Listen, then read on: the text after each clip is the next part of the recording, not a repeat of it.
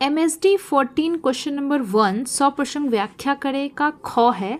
लज्जा अत्यंत निर्लज होती है अंतिम काल में, जिसका भाव हमारी अंतर्वेदना का घोतक है। उत्तर है संदर्भ व प्रसंग। प्रस्तुत पंक्तियाँ हिंदी उपन्यास विधा की दिशा और दशा को परिवर्तित करने वाले उपन्यास सम्राट प्रेमचंद्र की प्रख्यात उपन्यास रंगभूमि से लिया गया है। इन पंक्तियों में उपन्यास के प्रमुख चरित्र सोफिया और विनय के मध्य पनपने वाले प्रेम के दौरान लज्जा के संदर्भ में उनकी मनोवृत्ति और प्रतिक्रियाओं को अभिव्यक्त किया गया है। व्याख्या है, लज्जा जैसी मनोवृत्ति का उद्घाटन करते हुए कहा गया है कि लज्जा अत्यंत निर्लज होती है, जो अनुशासन, मर्यादा और शर्म आदि की सीमाओं का भी उल्लंघन कर जाती है।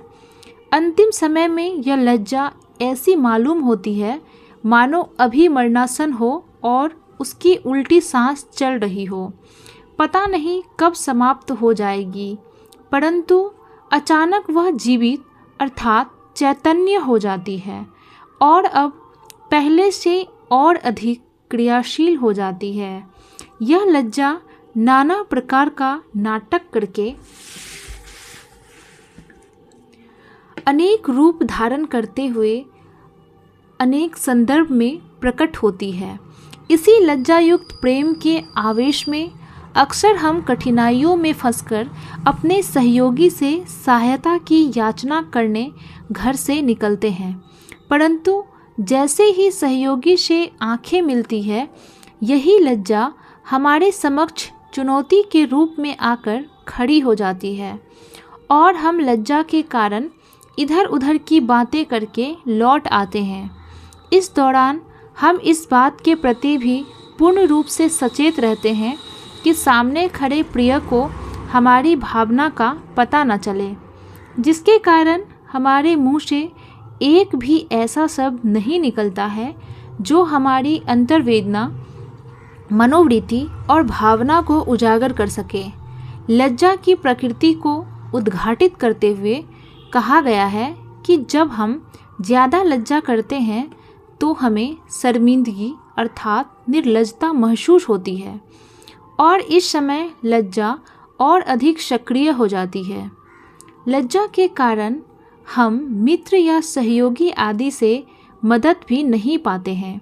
वस्तुतः इन पंक्तियों में प्रेमचंद्र ने प्रेमी तथा प्रेमिका की मनोवृत्ति तथा परिस्थिति को परिलक्षित करते हुए उनकी प्रतिक्रियाओं को उजागर किया है।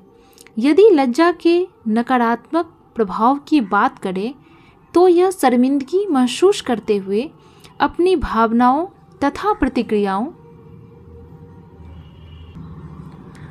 को व्यक्त करने से रोकती है, जो अंततः हमें ही नुकसान पहुंचाती है। विशेष लज्जा जैसी मनोवृत्ति का उद्घाटन। पॉइंट 2, प्रेमी प्रेमिका की मनोवृत्ति का यथार्थ चित्रण। पॉइंट 3, प्रेम विषयक जीवन दृष्टि रेखांकित। पॉइंट 4, लज्जा के नकारात्मक प्रभाव की अभिव्यक्ति। पॉइंट 5, मानव मनः स्थिति व प्रवृत्ति का सूक्ष्म व सटीक विश्लेषण। पॉइंट 6, सूत्र वाक्य और मुहावरों के माध्यम से प्रस्तुति। पॉइंट 7, समन्वित शब्दावली का प्रयोग। पॉइंट 8, भाषा सहज सरल तथा प्रसंगानुकूल। प्रासंगिकता। प्रस्तुत पंक्तियों लज्जा मनोवृत्ति को परिलक्षित किया गया है। प्रेमचंद ने इसमें प्रेम विषयक जीवन दृष्टि को उद्घाटित किया है। प्रेमी प्रेमिका की मनोवृत्ति और उनकी प्रतिक्रियाओं के द्वारा लज्जा को प्रस्तुत करने का प्रयास किया गया है। लज्जा के कारण हम अपनी भावनाओं को सही तरीके से अभिव्यक्त नहीं कर पाते, जो अंततः हमें ही नुकसान करती है। इसके साथ ही हमारा इस प्रश्न का उत्तर भी यहीं पे समाप्त होता है। मैं आशा करती हूँ कि आपको हमारा प्रश्न उत्तर का श्रृंखला अवश्य पसंद आ रहा होगा। चैनल पे नए हैं तो उसे सब्सक्राइब कर दीजिएगा, वीडियो पसंद आए तो उसे लाइक कर दीजिएगा, अपने दोस्तों के साथ जरूर शेयर कीजिएगा ताकि उनको भी इनका लाभ मिल सके। अपने प्यार, सुझाव और राय कमेंट सेक्शन में भर भर के देना ना भूलिएगा। मिलते हैं अगले वीडियो में, तब तक के लिए धन्यवाद।